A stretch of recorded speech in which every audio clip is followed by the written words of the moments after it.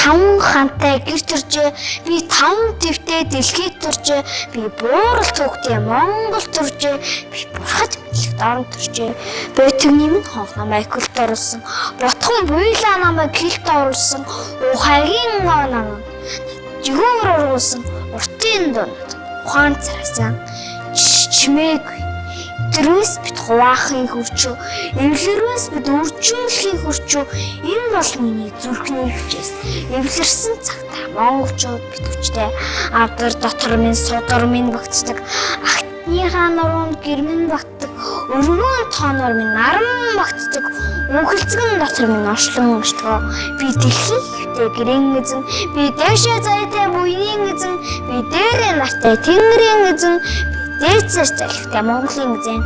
Би там хөшөө сүргийн эзэн. Би тал хангаа говийн эзэн. Би луутай хөх тэнгэрийн эзэн. Би лустай хөх